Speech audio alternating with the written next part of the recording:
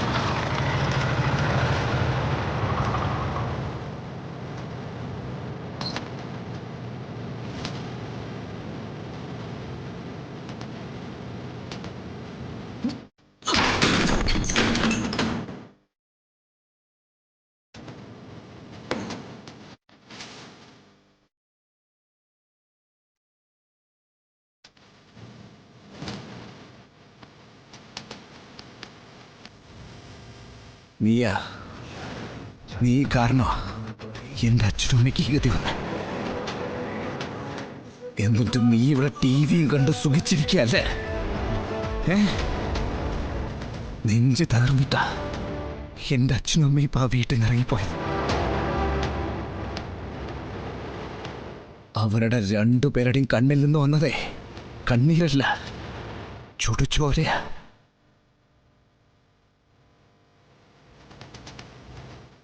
എല്ലാം നീ കാരണം. എന്നിട്ട് നീ ഇവിടെ ടിവിയും കണ്ട് സുഖിക്കുക അല്ലടാ? അല്ലടാ നായ!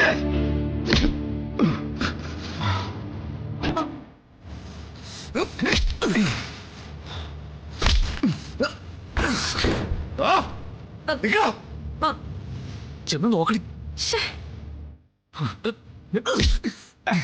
എവിടെ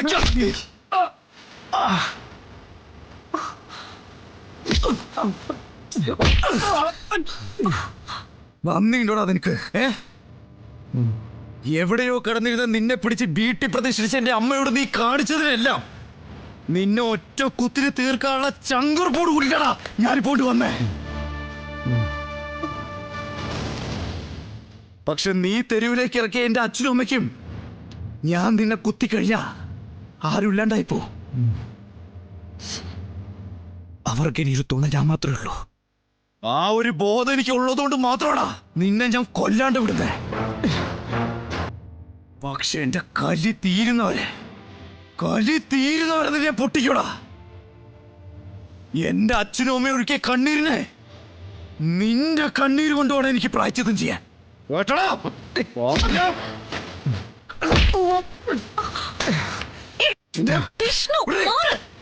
ഇതെന്റെ വീടാ. വീട്ടിൽ കയറി അക്രമം കാണിക്കുന്നോ? നീ ആരടി അത് പറയാൻ? മാറാനല്ലേ പറഞ്ഞ അവനെ തല്ലരുത്. ശരി, അവനെ തല്ലുന്നില്ല, പക്ഷെ നിന്നെ തല്ലണം.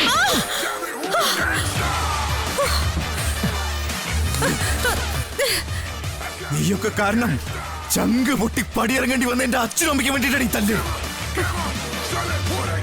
അതും നിന്റെയൊക്കെ മൂക്കിന്നും വായെന്നും ചോര പൊടിയുന്നവരെ തല്ലും. അത് ഞാൻ എന്നോട് തന്നെ പറഞ്ഞ വാക്കാ.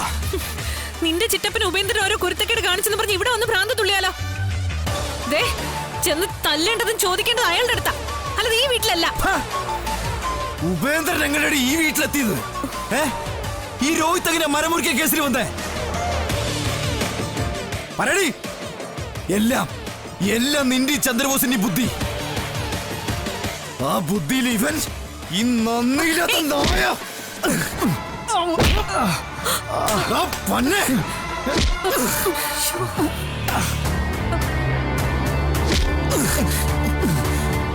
ഇവരുടെ കയ്യിലെ പാവയായിട്ട് നിന്നുകൊണ്ട് എന്റെ പാവം അമ്മയെ ചതിക്കായിരുന്നില്ലടാ. നീയൊക്കെ കൂടിയിട്ടുള്ള ചതിപ്പെട്ടു പോയതേ എന്റെ കുടുംബോടാ. തകർത്ത് കളഞ്ഞില്ലടാ നിനക്ക് ആശ്രയം തന്ന വീടിനെ. പിന്നെ ഞാൻ എന്താണ് ചെയ്യേണ്ടത്? നീ ജനിപ്പിച്ച കൊച്ചിന്റെ തന്തയാവണോ? പറ. എന്റെ കൊച്ച് തന്നെയാടാ. നീ എന്റെ കൊച്ചിനെ നിന്റെ കൊച്ചായി കണ്ടത് നിന്റെ ഭാഗ്യം. അങ്ങനെ കരുതാം പൊന്നെ. ഇനി നീ എന്തെങ്കിലും വിവരക്കേട് വിളിച്ച് പറഞ്ഞ എന്റെ കയ്യിൽ വിറച്ച് നിൽക്കാൻ നിന്റെ കൊരവള്ളി. ഞാനിത് ഈ പിടുത്തം മുറുക്കിയ പിന്നെ നീ ഇല്ല. ചെയ്യാത്തത് കുറെ നാൾ നിന്റെ അനിയനായിട്ടങ്ങ് കണ്ടുപോയി, അതുകൊണ്ടാണ്. പക്ഷെ നിന്റെ ഈ എല്ലില്ലാത്ത നാവ് കൊണ്ട് എന്നങ്ങ് ചൊറിയാൻ വന്ന അത് ഞാനങ്ങ് പറിക്കും കേട്ടാ. എന്നിട്ട് ഇതിലങ്ങ് അമർത്തും. അതോടെ നീ അങ്ങ് തീരുടാ. ആശാനെ ആശാനെ വേണ്ട ആശാനെ, അച്ചറക്കൻ ചത്തു. വെറുതെ ഇനി ഒരു കൊലപാതകത്തിൽ കൂടെ പോയി തല വെച്ച് കൊടുക്കല്ലേ.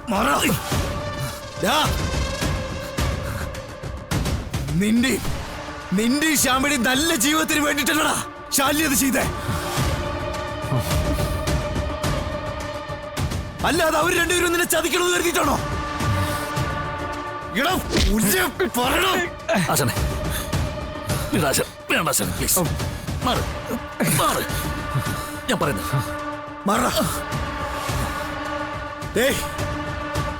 ഇപ്പൊ ഞാൻ പോവാ. പക്ഷെ വീട് നഷ്ടപ്പെട്ടതിന്റെ പേരിൽ എന്റെ അച്ഛനും അമ്മയും എപ്പോഴൊക്കെ സങ്കടപ്പെടുന്നോ അപ്പോഴെല്ലാം നിനക്ക് അടിയുറപ്പാ.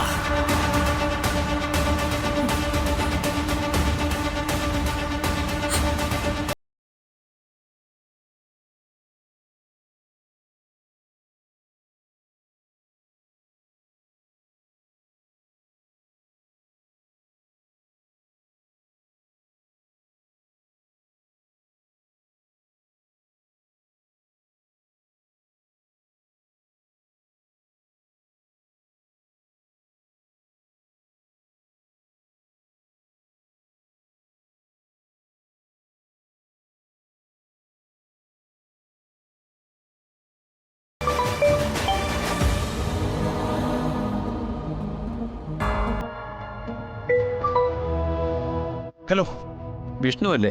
ആ അതെ, ഞാൻ ദേവമാതാ വൃത്തസ്ഥാനത്തിൽ നിന്നാ. വിഷ്ണുവിൻ്റെ അച്ഛനും അമ്മയും ഇവിടെ എൻ്റെ അടുത്തുണ്ട്.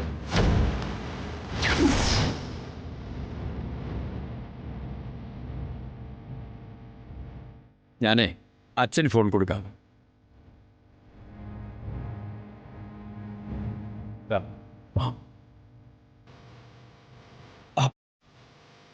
നോക്കടേ എടാ, അച്ഛനമ്മയും കൂടെ എങ്ങോട്ട് പോകണമെന്നറിയാമേത്? ദേ ഇവിടെ ഈ വൃത്തസ്ഥാനത്ത് ഇരിക്കുക.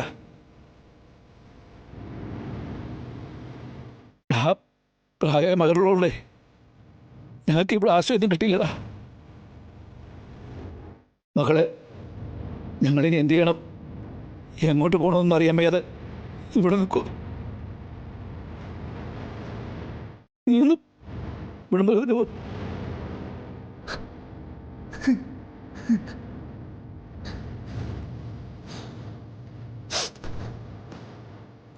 ഞാൻ വരാച്ച ഇപ്പൊ തന്നെ വരെ. ഫോണൊന്ന് സെക്രട്ടറിയുടെ കയ്യിൽ കൊടുക്കൂ. പറഞ്ഞു വിഷ്ണു, ഞാൻ എന്താ ചെയ്യേണ്ടത്? ഇവിടെ ഇവർ താമസിപ്പിക്കാൻ ചെറിയ തടസ്സങ്ങളുണ്ട്. സാറേ, ഞാൻ വരുന്നവരെ അതുവരെ അവരൊന്ന് നോക്കിയാൽ മതി. ഞാൻ കൊണ്ടുപോയിക്കോളാം എന്റെ അച്ഛനും അമ്മയും.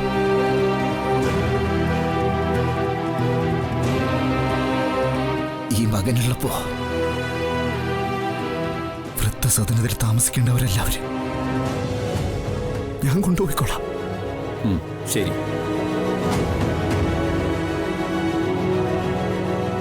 നിങ്ങളോട് ഇവിടെ നിൽക്കാൻ പറഞ്ഞു.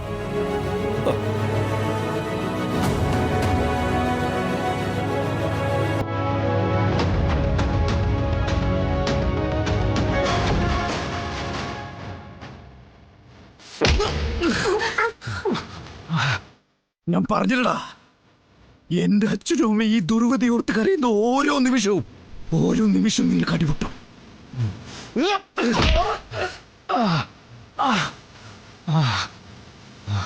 ഇനി അവരിതോർത്ത് സങ്കടപ്പെടാതിരിക്കാൻ നീ പ്രാർത്ഥിച്ചോ, മുട്ടിപ്പായി പ്രാർത്ഥിച്ചോ.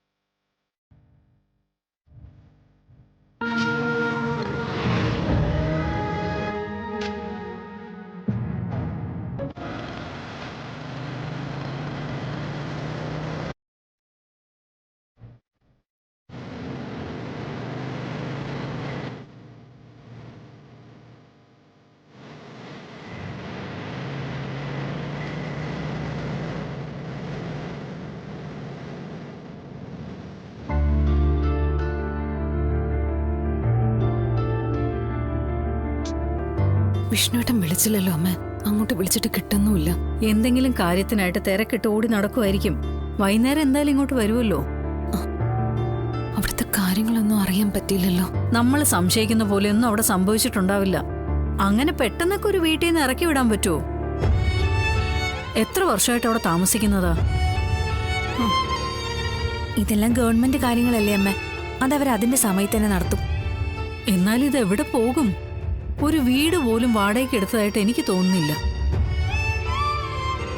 വിഷ്ണു ഇവിടെ തന്നെ ആയിരുന്നല്ലോ, പിന്നെ എപ്പോഴാ വീടൊക്കെ പോയി കാണാനുള്ള സമയം? എന്തായാലും സത്യം ഒരു വഴി കാണാതിരിക്കില്ല.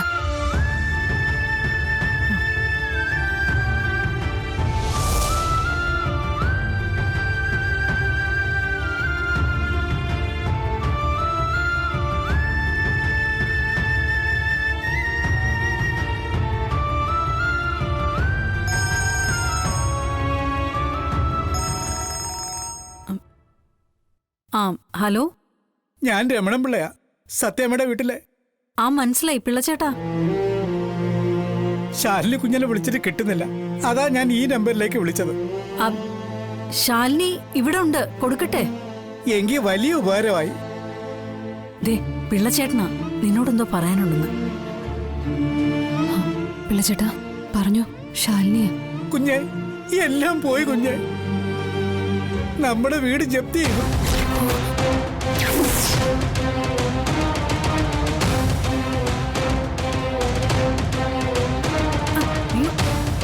മോളെ, സാധനങ്ങളെല്ലാം പുറത്തിട്ടേക്കോ.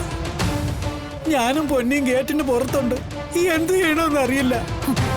അച്ഛനും സത്യമ്മയൊക്കെ. വിഷ്ണുട്ടൻ എവിടെ ഇല്ലേ? ആ ചന്ദ്രബോസ് പോലീസുകാരനോട് വഴക്കുണ്ടാക്കിയിട്ട് വിഷ്ണു കുഞ്ഞ് എവിടേക്കോ പോയിരിക്കുക. ഞങ്ങളോട് സാധനങ്ങളൊക്കെ എടുത്തോളാൻ പറഞ്ഞിട്ട് സത്യാമ്മയും രാഘവൻ സാറും കൂടി ഓട്ടോ പിടിച്ച് എങ്ങോട്ടും ഇറങ്ങിപ്പോയി. വീട് പൂട്ടി സീൽ ചെയ്തിട്ട് ചന്ദ്രബോസും വന്നവരൊക്കെ പോയി. ഞങ്ങളിപ്പം പുറത്തേക്ക് വിളിച്ചിട്ട് ആരോട്ടും ഫോൺ എടുക്കുന്നുമില്ല. ഞങ്ങൾ എന്താ കുഞ്ഞാ വേണ്ടത്? പിള്ളച്ചേട്ടാ, തൽക്കാലം അവിടെ തന്നെ നിൽക്ക്. എന്തെങ്കിലും ചെയ്യാൻ പറ്റുമെന്ന് ഞാനൊന്ന് നോക്കട്ടെ. അല്പം കഴിയുമ്പോൾ ഞാൻ അങ്ങോട്ട് വിളിക്കാം. ശരി. എന്താ മോളെ? കിടക്ക്. മോളെ, എന്താ പറ്റിയേ? ജപ്തി നടന്നമ്മ. അയ്യോ,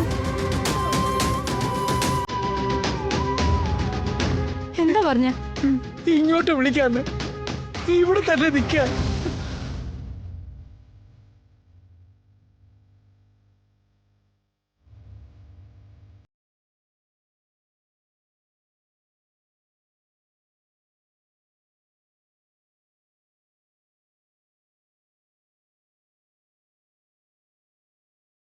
സാധനങ്ങളൊക്കെ പിള്ളച്ചെണ്ണയും പൊന്നി ഏൽപ്പിച്ചിട്ട് അച്ഛനും സത്യമേം കൂടി ഇങ്ങോട്ടോ പോയെന്നാ പറഞ്ഞത്. അപ്പൊ വിഷ്ണു അവിടെ ഇല്ലേ മോളെ? ചന്ദ്രബോസും ഒക്കെ ആയിട്ട് എന്തോ വഴക്കൊക്കെ ഉണ്ടായി. ഇങ്ങോട്ടാ പോയെന്ന് പിള്ളച്ചേട്ടനും അറിയില്ല. വഴക്ക് മാത്രമല്ലേ ഉണ്ടായുള്ളൂ, ദേഹോപദ്രവൊന്നും ഉണ്ടായില്ലല്ലോ. അങ്ങനെയാ പിള്ളച്ചേട്ടൻ പറഞ്ഞത്. ഇനി സത്യാവസ്ഥ അറിയണമെങ്കിൽ അവിടെ ആരെങ്കിലും ഒന്ന് നേരിട്ട് ചെല്ലണം.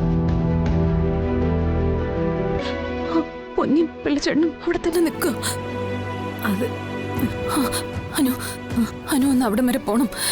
ചെന്ന് അവിടുത്തെ അവസ്ഥ എന്താണെന്നൊന്ന് അറിയണം. എന്തെങ്കിലുമൊക്കെ ചെയ്തു കൊടുക്കാൻ പറ്റുമെങ്കിൽ അതും ചെയ്യണം. മോളെ, സത്യാമേൻ രാഘവേട്ടനും എങ്ങോട്ടാ പോവാൻ സാധ്യത? നമ്മൾ പോയി വിളിച്ചാലൊന്നും നമ്മുടെ കൂടെ വരില്ലല്ലോ. വസുമതി ആന്റിയുടെ അടുത്ത് എന്തായാലും പോവില്ല. പിന്നെ അടുത്ത ബന്ധുക്കളെന്ന് പറയാൻ അങ്ങനെ ആരുമില്ല. സത്യം അങ്ങനെ ആരോടും അടുപ്പൊന്നും കാണിച്ചിട്ടില്ല. പിന്നെ എവിടെയായിരിക്കും പോയിരിക്കുക? വല്ല കടുങ്കൈ വല്ലം കാണിക്കേ? അങ്ങനെ ഒരു പേടി വേണ്ടമ്മ. സത്യം ഒരിക്കലും ആ വഴി സ്വീകരിക്കില്ല. അനു, എത്രയും പെട്ടെന്ന് അവിടെ എത്തണം, വൈകണ്ട. പിന്നെ എത്തിയ ഉടനെ എന്നെ വിളിക്കാൻ വേണം. ശരി മാഡം.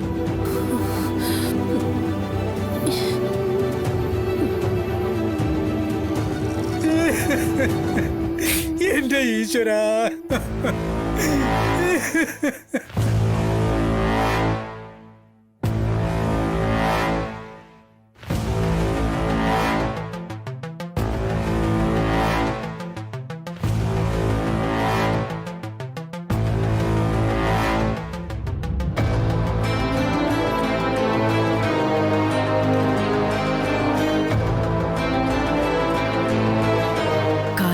ജപ്തിയായി ഉടനെ ജപ്തി നടക്കൂന്നൊക്കെ പറയുന്നുണ്ടെങ്കിലും അത് വന്നു കഴിയുമ്പോഴാ മോളെ അതിന്റെ ഒരു ബുദ്ധിമുട്ട് നമ്മൾ മനസ്സിലാക്കുന്നത്.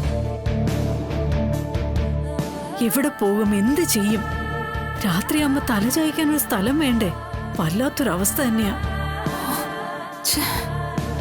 വിഷ്ണുവേട്ടനെ കിട്ടുന്നുമില്ല.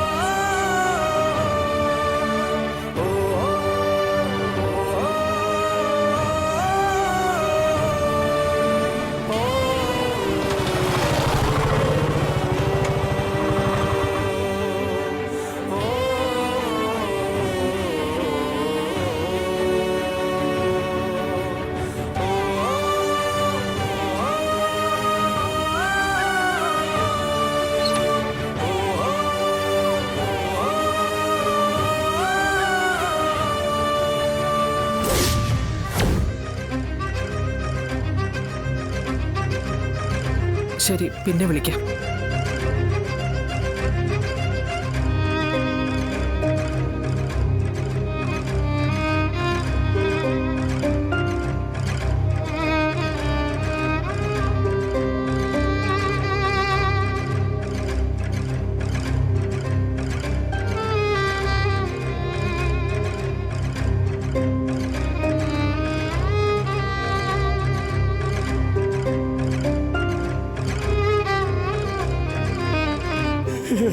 എടാ,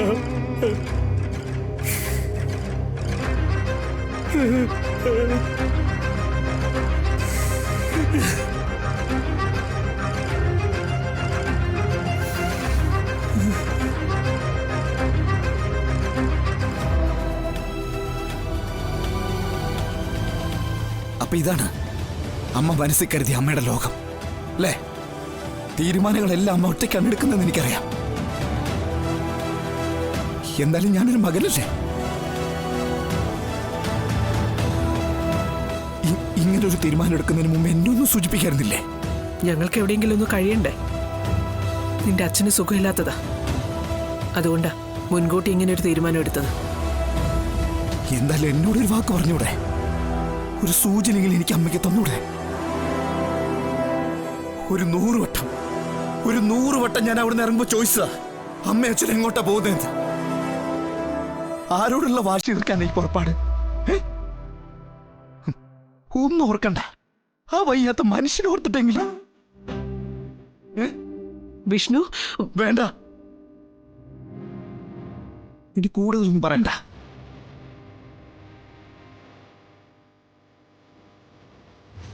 അച്ഛാ, പോന്നെ, നമുക്ക് പോവാം. അച്ഛൻ എനിക്കൂ. അമ്മേ വാ. സുഷേ, അമ്മ വരാൻ. നിക്ക്.